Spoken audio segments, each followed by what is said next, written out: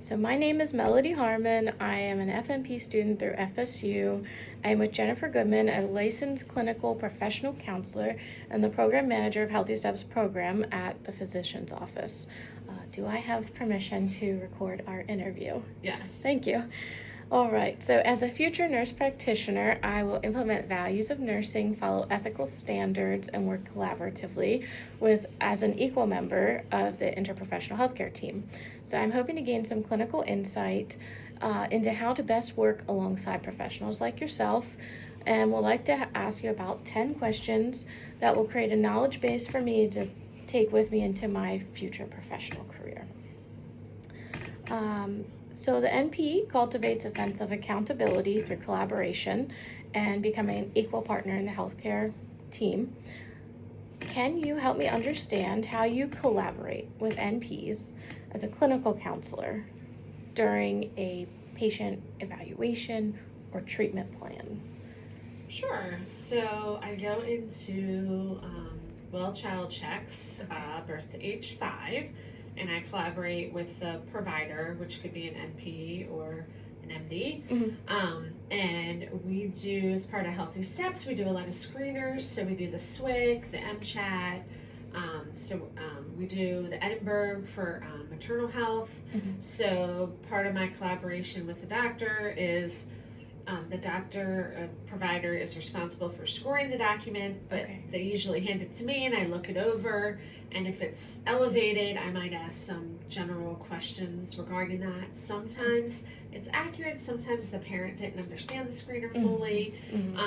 So we kind of collaborate with that, and then we also collaborate. The provider is the one that does the referrals, but we usually discuss, like speech, OT, possible therapeutic evaluation, and things like that. Okay, I probably will get into some more of those things in the coming questions.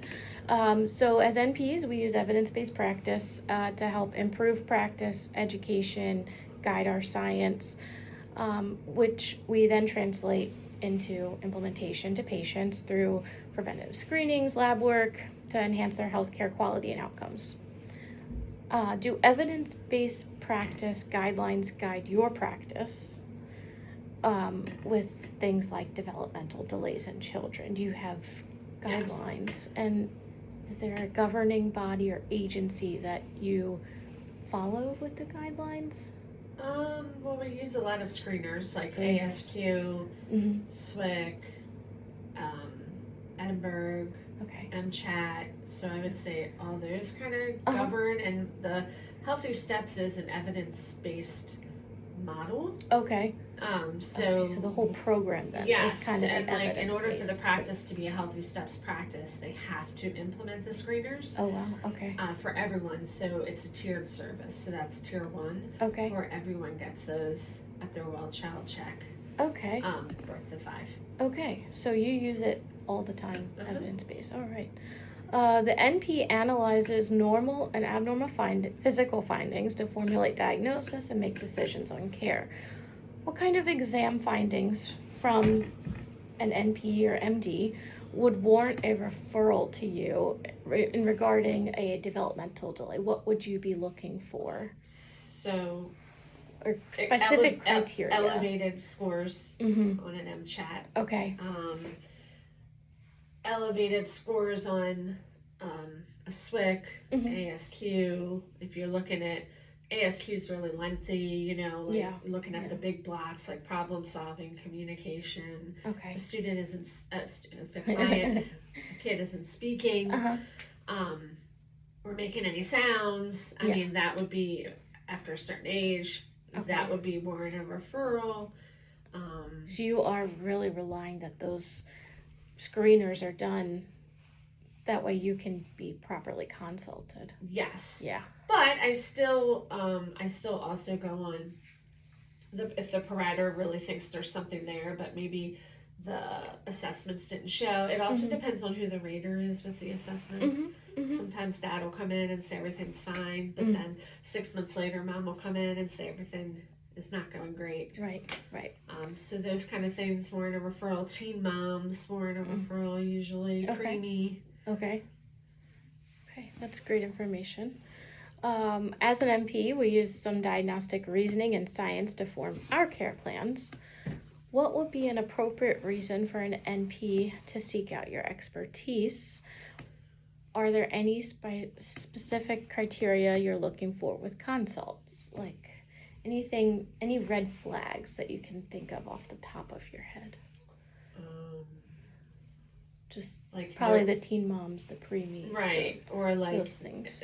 Red flag is child's not even making Noises. any noises by 2 years old. I Okay. think is a large red flag Okay. because they should be at least Yeah. maybe not having a lot of words, but that would be a big red flag.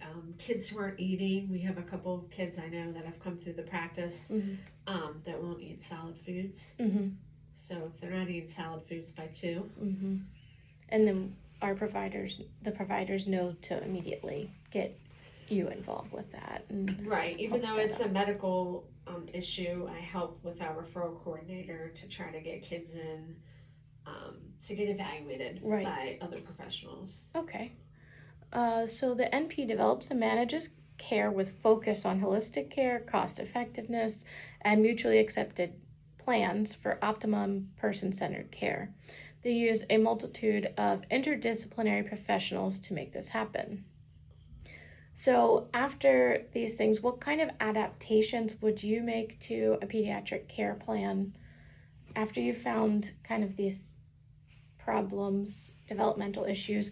What kind of adaptations would you add to a care plan to help support the patient? Well, we do referrals to OT, speech, autism eval. Oh, autism. Okay, so ABA therapy. Yes, but you have to have an autism diagnosis for ABA. Okay. So, and that's quite a process. That's what where we're located. I have heard that. Yeah. But we make referral on those things, maybe like Easter seals if there's Okay. like a physical or intellectual that we suspect. Okay. So we collaborate. Therapy. So you have knowledge base of all these different specialties that can help provide care for this one child. So you know all the consults that. Yeah, myself and the referral coordinator. Okay. All right. NPs are limited in their management of patients, focusing on medical prescribing, diagnosis, and treatment. They're also looking for red flags with physical exam findings. To promote a full scope of management, inclusive of all educational backgrounds, what can clinical counselors or Healthy Steps provide for a patient on assisting with a developmental delay that, as an NP, I'm not able? What can you do that I can't do for these children with developmental delays? What? Well, it depends on what scope as a clinical counselor. I mean, I can provide play-based therapy, parent-child, especially if it's like a behavior consult. Yeah.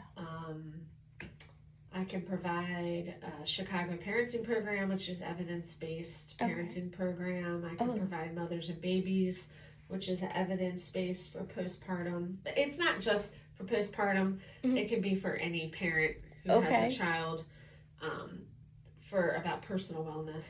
Okay, those are definitely things that I don't know about and that you would be better to provide. Are you able to diagnose developmental delays or mood disorders? As a Healthy Steps specialist, no. As a clinical counselor, mood disorders, yes, but not developmental delay. Okay. Do you ever have to make referrals in your therapist role to other areas? Occasionally. Yeah, okay. So I would like to gain knowledge on how we could collaborate in the future. What kind of information does a clinical counselor, Healthy Steps specialist provide to the NP for care management? What do you ever reach back out to us and say, I think that we should do this, or?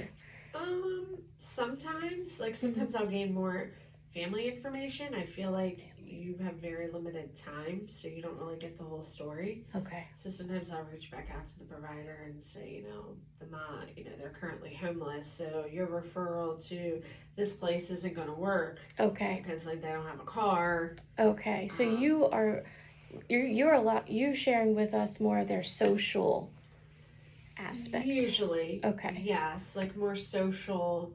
I might reach out to the provider and just say, hey, they were connected to a certain service, maybe that we referred them to, but we have extensive wait lists, so usually that's not the case. Okay.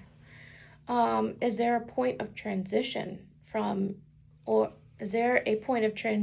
care from your end? Do you ever transfer care and care? I mean, I guess. Some people are just always on my radar. It also depends on if they ever follow up with me. So, I mean, the provider can think they need to be one of my families, but if they don't text or return my calls, I can't really provide support. So they kind of always stay on the list because they probably will come in for a wellness visit and then I can kind of grab them. Yes. There have been a few kids that have been dismissed, like they needed a swallow study because they're not eating food. Okay, that loop's closed. They had that done. Okay.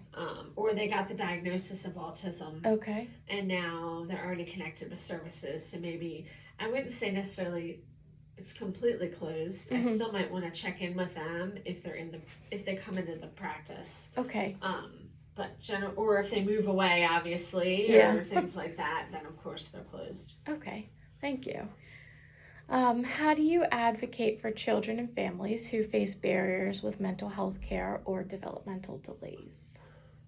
Well, I think it's just having healthy steps in the practice is a big asset, because I do have a lot of knowledge about development and mental health, and I think normalizing a lot of the things the parents are going through with their child is very helpful. And I also think that I try to connect people to services to kind of reduce the stigma. So, if mom's got postpartum, and I mean, we have moms who've been hospitalized, I try to reach out to them, connect with them, make sure they're connected. Okay. Because so they can be well. Wow. So you're really dealing with the whole family here. Yes. Yes. Last question here. Thank you so much. Is there any advice you would like to share with me, a future NP, for promoting culturally respectful and sensitive care to diverse patient populations? Any words of wisdom? Or? I guess just never assume. Okay. Something I've learned when you go into an appointment is never assume that that's the mom or that's the grandma or who the people are that attend the appointment. Yeah. I think it's very important to say, and who do we have today? Yeah. Because I think sometimes we do make assumptions, and we're not right, and so that sets it off on the wrong foot. Yeah. Because there's not a trust that has started there. Yes. Okay. So I would say to be called sensitive to those kind of things. Yeah, excellent advice. Thank you so much for participating in this interview with me. You're welcome.